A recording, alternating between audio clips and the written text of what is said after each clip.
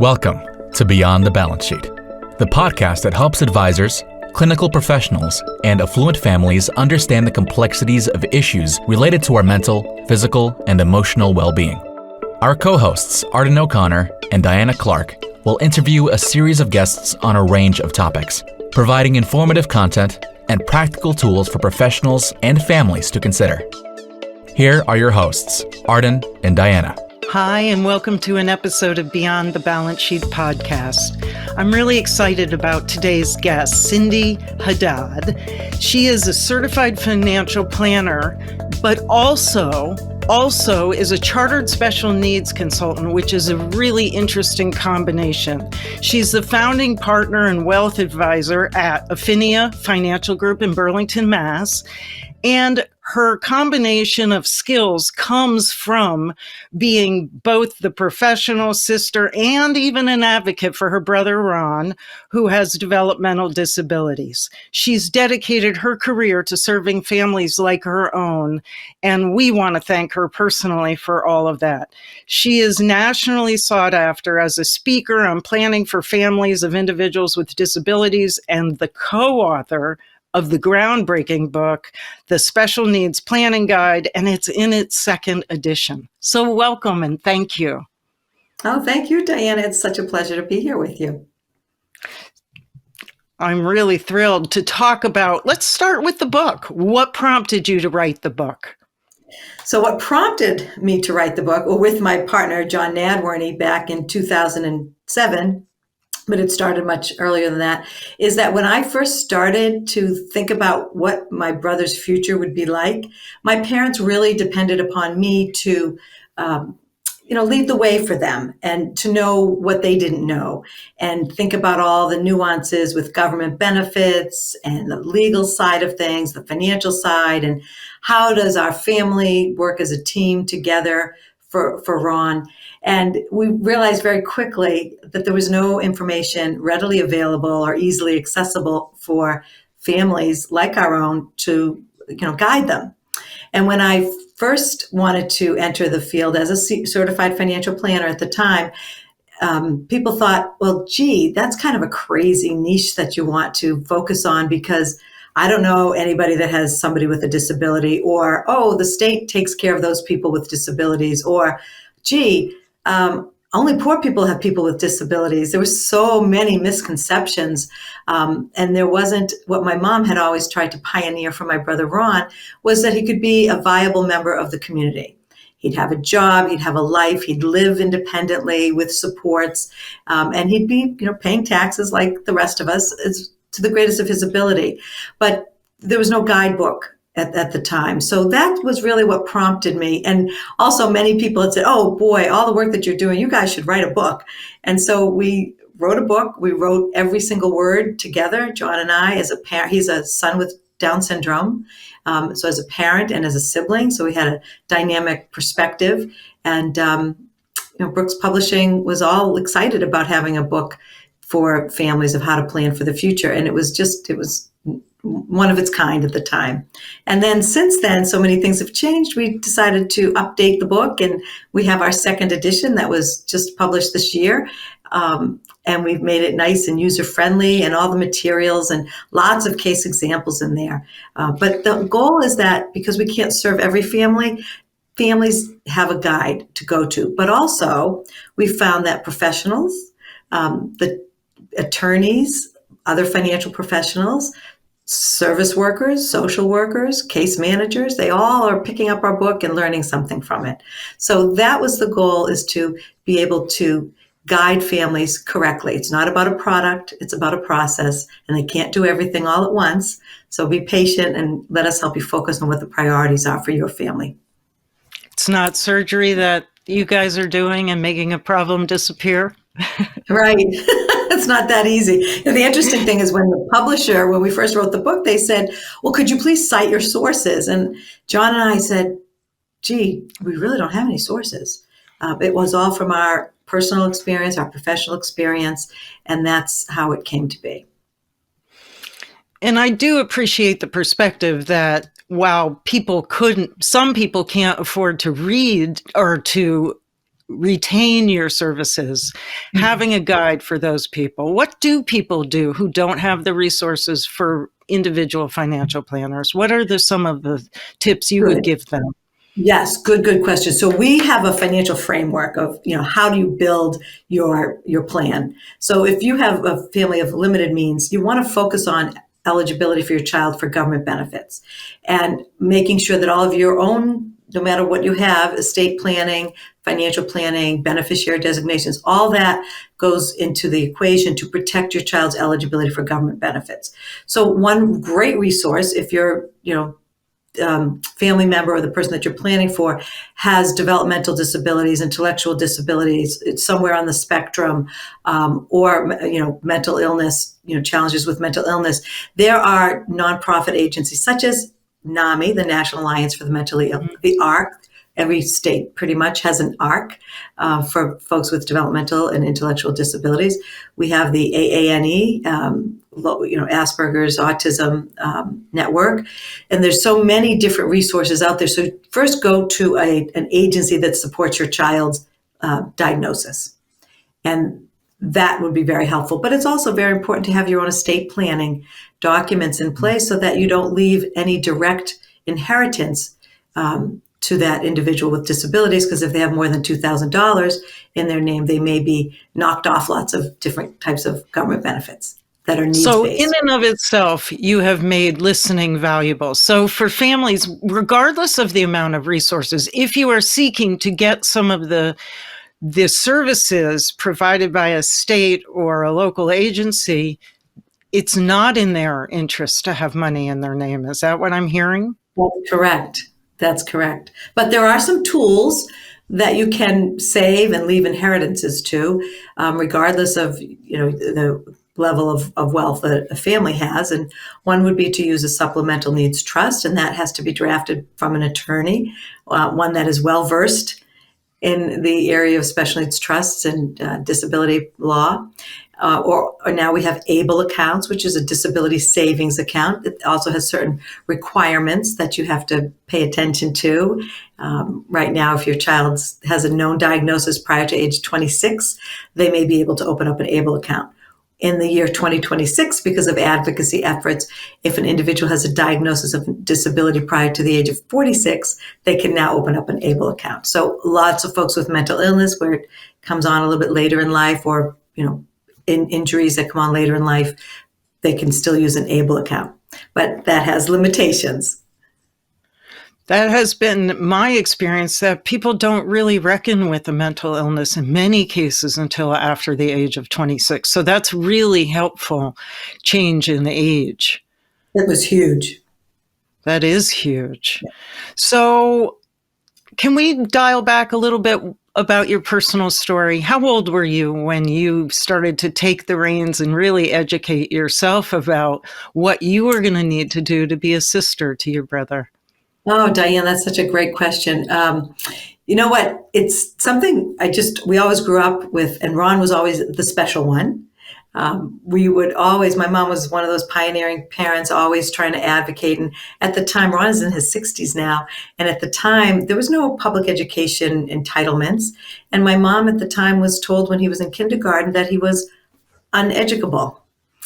And that was a term used back in the day. And that's shortly after that, my mom was part of that movement to have public laws and entitlements and passing of federal mandated laws, each by state. Massachusetts, one of the first states that had public law, Chapter 766, for education, free and appropriate education in the least restrictive environment. So Ron was one of the very first graduates of a tech school here in Massachusetts. And he moved into a career path as a laborer, but he was able to get some training, skills training, which that would never have happened before then. Now, families are excited. They have eligibility till age 22 in most states, or 21 in some states, for all those educational entitlements. But I knew very early on, volunteering, standing out at the grocery store saying, would you like to donate and give to the retarded? We would use that R word, which we would never use now. So it was just ingrained in us. And I'm the youngest of 5 and the only girl. So I always knew I was the it person and I was going to be there for Ron. But I was always concerned that what would I do if I was an instant parent to him? And that scared me quite a bit. And I didn't know the ins and outs of, I didn't know much about the agencies that supported him, if he received services from the Department of Developmental Services, what was his diagnosis, who was his doctors, what were his triggers, for different emotional needs that he had. So I didn't know any of that. And that was a big factor, but I knew I needed to know all that. And that's why we created our letter of intent, which is part of our book too. So speaking of letter of intent, I suggest that every parent write a letter of intent prior to writing their will, so that their will, their estate plan, actually reflects what their intentions are and not necessarily what the estate would be most beneficial on a legal realm, to be able to marry both of those. But I like the idea that you are specifically outlining for families in that book. What would a letter of intent look like? What's the important elements? So the letter of intent, unlike for the legal side, for trustees to know how to spend money, the letter of intent goes beyond, our letter of intent goes beyond that, Great. But it's the who's who in your child's life. And if they're working with an agency, the agency will have some sort of an intake form. But it's, think about if for families with young children, if they go out on a date night, they leave instructions for the babysitter.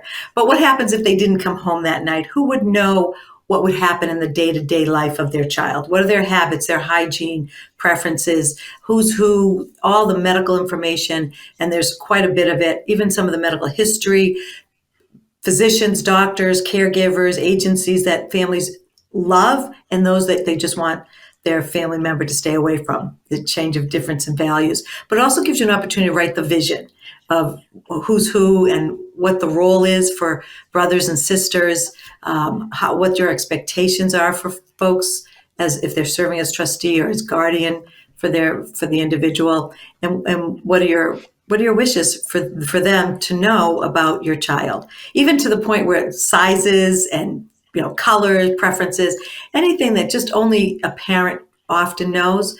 And obviously people can communicate, even folks with mental illness, but there's a history there that only a parent knows. And that's where our letter of intent comes in, and it focuses on the 5 factors that we outline in our book.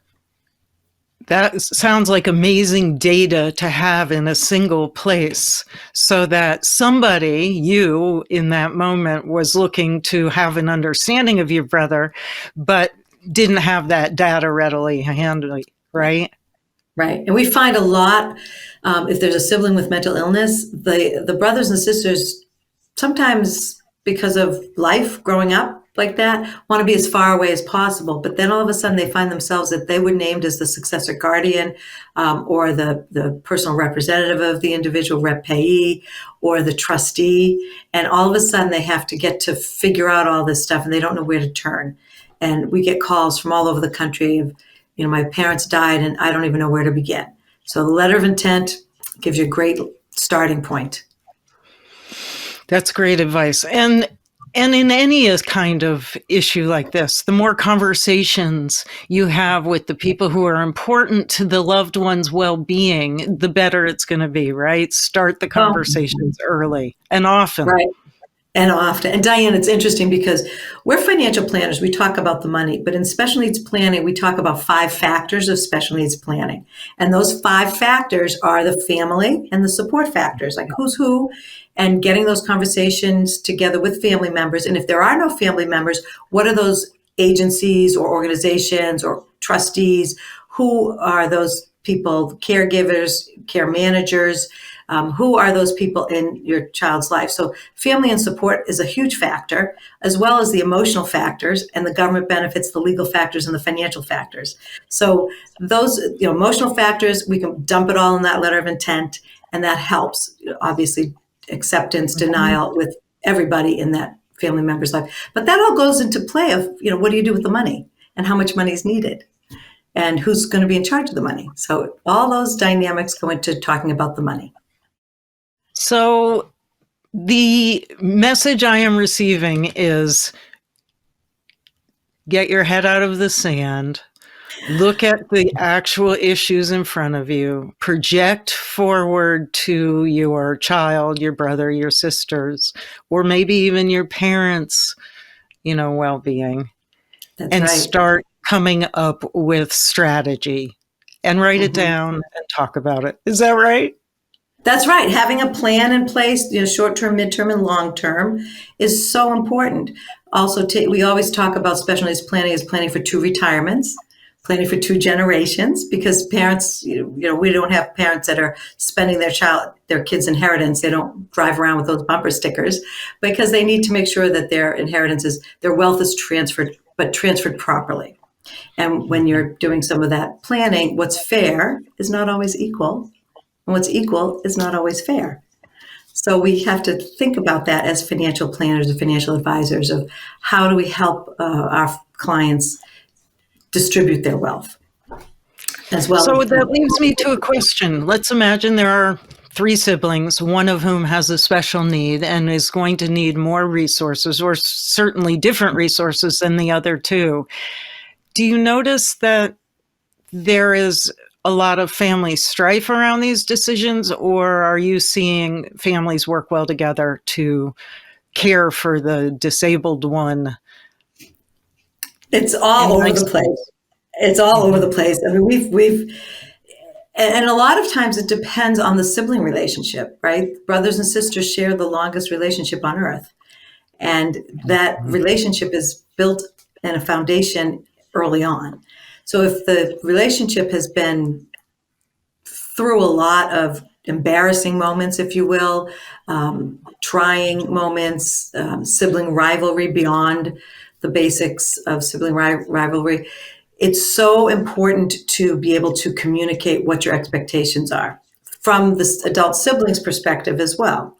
And I've had, folks where the parents have left everything in trust with, especially it's trust for the family member that had a disability. And it was just the worst situation because that individual had no idea. They thought they were expecting their fair share of the inheritance. And there was life insurance in place so that she had more, but her sister was her trustee. So she had to then deal with all that, and the sister had to deal with all that, and it wasn't communicated. So if everybody was planning together around the table, which we encourage often, and have that next generation involved, there will be fewer and fewer surprises, and things can go a little bit smoother.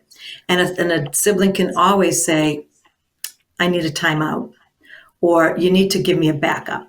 So having successor trustees, successor guardians, successor rep payees, successor people, caregivers, always having an out. And families struggle with that. They work really hard to find the right people to put in place while they're alive for their son or daughter. But of course, with mental illness, it changes quite a bit. But with someone with maybe Down syndrome, it's pretty straightforward. So it's a little bit easier. So it depends on the diagnosis too. That makes sense to me. So before we leave, I just want to get a sort of statistical picture. How many families will be struggling with one person's disability in coming So years? Well, according to the CDC, it says 61 million adults in the U.S. are living with a disability. That means 1 in 4. But that's elderly as well. And then you look at from a children's, it says that 1 in 54 children in the United States are diagnosed with autism spectrum disorder but at age 8. So if you look at that whole population, it's closer to maybe 10% of the population of families that have a family member with a disability that need special planning. Right. And for every one of them, there's an average of 4 other people being impacted by that disability, whether there is enough attention to go around for the other children, all of those things. There's always more impact than just the individual. Yes. And it's also important if the individual is part of that plan, as well as those other 4 people, whoever else is involved in their life. And that's what we call building a team to carry on, because you can't leave it all just to one person. Even though I'm the it person, I know that my other brothers, one's his healthcare proxy, and one will, be there for him for other things. He's the fun brother. So we know that we each have a role, and even if you're an it person, you can't do it all. And parents shouldn't expect that one person can do it all. So making sure that there's backups in place. So a lot of people out there that need our guidance, and they need to work with professionals that understand and know how to ask the right questions. We have clients that come into our office and we know how to ask the right questions, and they don't have to tell us what that diagnosis is all about or what their fears are all about. So when we tell financial advisors, when you're working with family members with a disability, you need to ask the right questions. And sometimes those questions are tough questions. Yes. And I always indicate to people who are going to ask those difficult questions, ask permission first. Can I ask you some questions that might seem intrusive? Yeah. Beautiful. Yes. Yeah. A lot of psychology around this, and money, Absolutely. right? Money means different things to different people. And that whole psychology about money is very, very important to understand. I'm often referred to as a financial therapist, although I'm not. Right. Well, I can see that. I can totally see that. I can. Planning, strategizing, containing families' worry. You're doing it. You are doing good work out there. Thank you, Cynthia. Well, thank you. We try. So, for our listeners today, I hope you've enjoyed this episode of Beyond the Balance Sheet podcast with Cynthia Haddad. Buy her book. If you have any questions about the needs for planning for somebody with a disability, or maybe even just somebody who seems to be cognitively declining, buy the book. Thank you, Diana. Thank you for listening to Beyond the Balance Sheet, a podcast designed to help advisors, clinical professionals, and affluent families solve some of their biggest medical, psychiatric, and emotional challenges. Visit beyondthebalancesheet.com to read more about our guests and resources, and sign up for our newsletter.